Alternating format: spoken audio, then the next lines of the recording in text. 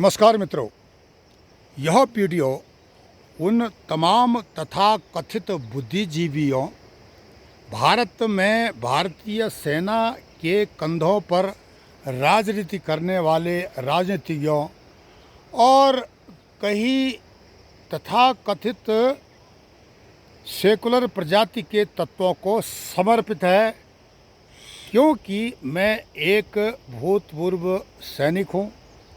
मैंने सेना में काफ़ी उतार चढ़ाव देखे हैं और 2 अंतर्राष्ट्रीय सीमाओं वाले राज्य उत्तराखंड का मैं निवासी हूँ। हम लोग यहाँ उत्तराखंड में, चाहे वो फौजी हो, एक्स सर्विसमैन हो या सिविलियन हो, एक सशस्त्र प्रहरी की तरह ड्यूटी देते हैं, अपनी सीमाओं की रक्षा करते हैं। चाहे हमारा जो असैनिक है वो भी एक सशस्त्र सीमा या किसी सीमा के प्रहरी से कम नहीं है। आप आजकल राजनीति में सुन रहे होंगे कि सेना को अखाड़ा बनाया जा रहा है। मैं सीधे सवाल करना चाहूँगा कांग्रेस के नेता माननीय राहुल गांधी जी से, जिन्होंने भारतीय सेना के अफसर और जवान के बीच में खाई पाटने का प्रयास किया है। अब इसका क्या फ़ायदा होगा यह आप समझ सकते हो, लेकिन आपको पहले राजनीति करनी है, वोट चाहिए, देश बाद में आपकी नज़रों में आता है। भारतीय सेना में मैं एक सिपाही भर्ती हुआ था। मैं गर्व के साथ कहता हूँ, मैं एक सिपाही भर्ती हुआ था और बहुत लंबी सर्विस के बाद एक ऑफिसर रिटायर्ड हुआ। मैंने जवान की ज़िंदगी भी देखी है और जेसीओ की ज़िंदगी भी देखी है, अफसर की ज़िंदगी भी देखी है। आप समझ सकते हो कि अगर आप राजनीतिज्ञ या राजनीति करने वाले लोग हैं, इस प्रकार के स्टेटमेंट देते हैं पब्लिकली, तो इसके क्या दूरगामी परिणाम होंगे। मैं बात करता हूँ सन 71 की, 72 की, जबकि भारतीय सेना की स्थिति ठीक नहीं थी।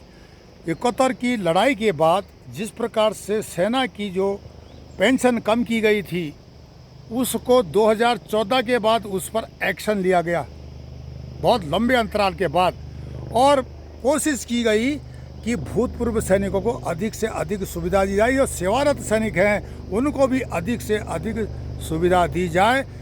CDS स्वर्गीय जो बिपिन रावत जी थे, जनरल बिपिन रावत साहब, उन्होंने इस पर बहुत काम किया, क्योंकि वो एक GSO के बेटे थे। उनके पिताजी भारतीय सेना में सूबेदार थे और उनका सगा भाई हवलदार था। अब यहाँ पर भेदभाव कहाँ पर आता है, हमारी समझ में नहीं आता है। उत्तराखंड हो या उत्तर प्रदेश हो या कोई भी अन्य राज्य हो, यहाँ पर जहाँ जहाँ जिन प्रदेशों में सैनिक बाहुल्य क्षेत्र हैं, उन क्षेत्रों पर इसका शायद आप सोच रहे होंगे कि वोट बैंक में असर पड़ेगा, पर लेकिन ऐसा नहीं होगा। भारतीय सेना का भूतपूर्व सैनिक अच्छी तरह से जानता है कि सेना में कोई भेदभाव नहीं था, यह प्रोपेगेंडा था। लेकिन कुछ राजनीतिक तत्वों का प्रवेश जैसे ही सेना में हुआ, तो इस प्रकार की हरकतें शुरू हो गई हैं। अच्छाई और बुराई हर जगह है, कश्मीर से कन्याकुमारी तक हर जगह जुकाम लगती है। अच्छाई हर जगह, बुराई चपल, लेकिन भारतीय सेना में ऐसा कुछ भी नहीं है। आज भारतीय सेना का जो एक सिपाही है, इतनी तनख्वाह लेता है, इतना वेतन ले रहा है कि प्राइवेट सेक्टर का एक पोस्ट ग्रेजुएट मैनेजर भी इतनी तनख्वाह उसको नहीं है। उसकी भी शुरू में जो तनख्वाह है बहुत कम होती है।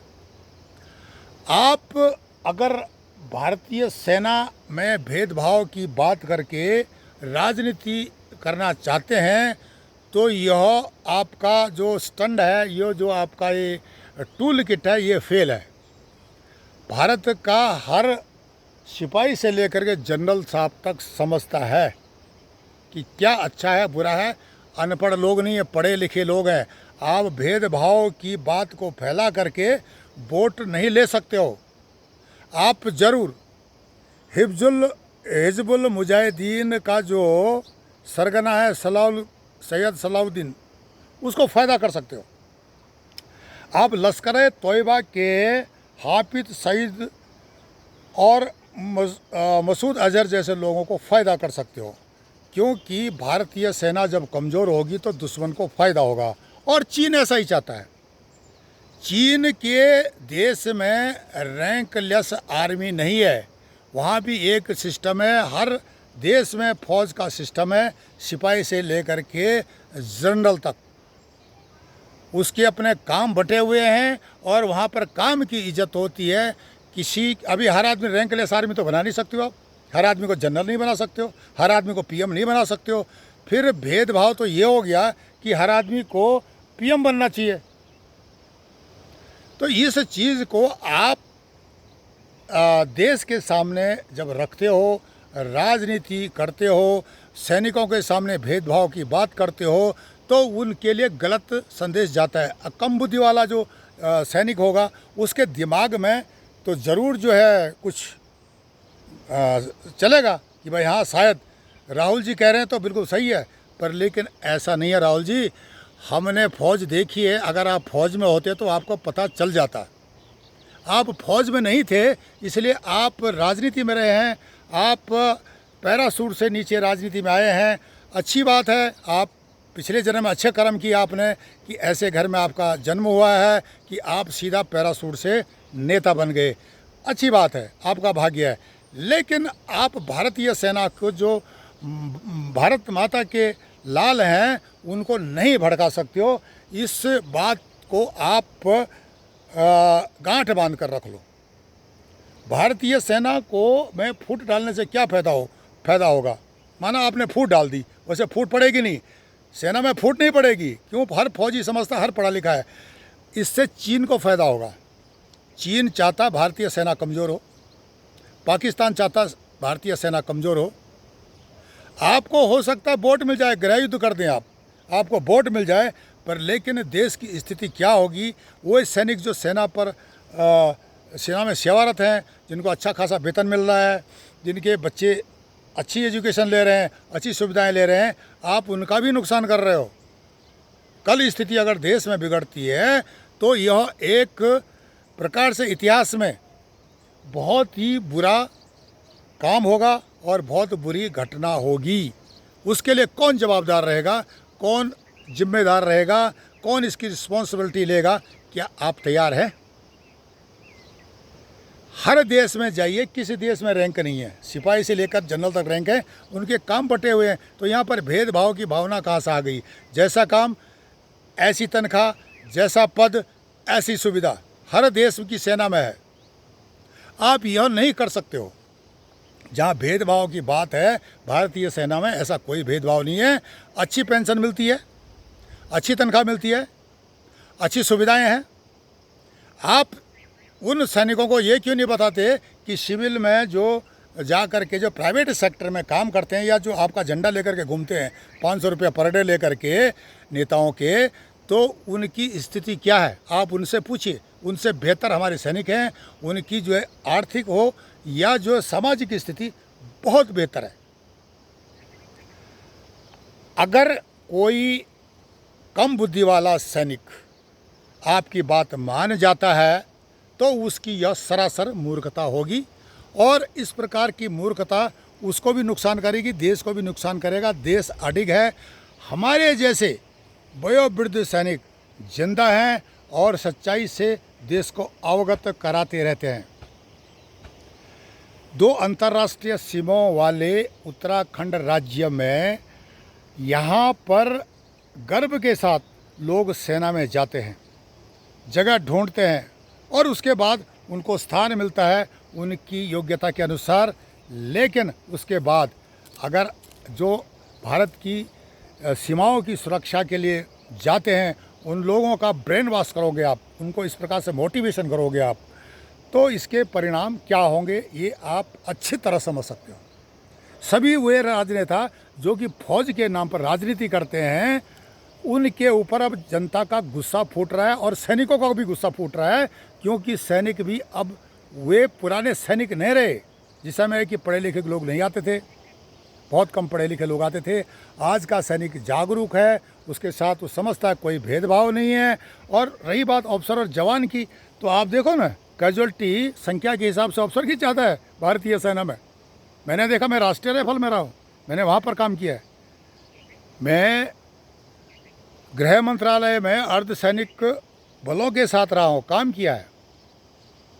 अनेकानेक सुरक्षा एजेंसियों के साथ अनुभव रहे हैं। ये सारी चीज़ें सेना का अनुभव लग रहा है। और आज अगर ये बात हम सुनते हैं नेताओं की, इस प्रकार के स्टेटमेंट आते हैं उनके, तो हमारा दिल दुखता है। क्या इस प्रकार की राजनीति से हमको फ़ायदा होगा, हमारे देश को फ़ायदा होगा? आप एक पॉजिटिव सकारात्मक राजनीति करो, हम आपके साथ होंगे। पर इस प्रकार की नकारात्मक राजनीति जो कि राष्ट्र को नुकसान देती है, अगर आप ऐसी राजनीति करते हो, भेदभाव की भावना बता करके सैनिकों को भड़काते हो, उनके रैंक के आधार पर भेदभाव करके और अपने वोट लेने की कोशिश करते हो, तो ये आपकी सरासर मूर्खता है। क्योंकि आज का सैनिक जागरूक है, चाहे वो एक्स-सर्विसमैन है और चाहे वह सेवारत सैनिक है। मेरा सभी सैनिक भाइयों को, सेवारत हो या रिटायर्ड हो, उनसे अनुरोध है कि वे इस प्रकार के जो राजनीतिक स्टेटमेंट आते हैं उन पर ध्यान न दें, ज़मीनी स्तर पर काम करें, देश की सुरक्षा के लिए, देश के हित के लिए काम करें। इस प्रकार के वीडियो आप हमारे ई-गैरसैंण पब्लिक ग्रुप से सुनते रहेंगे। आप हमारे चैनल ई-गैरसैंण मन की बात को लाइक करें, सब्सक्राइब करें, कमेंट्स करें और शेयर करें। तब तक के लिए नमस्कार, धन्यवाद।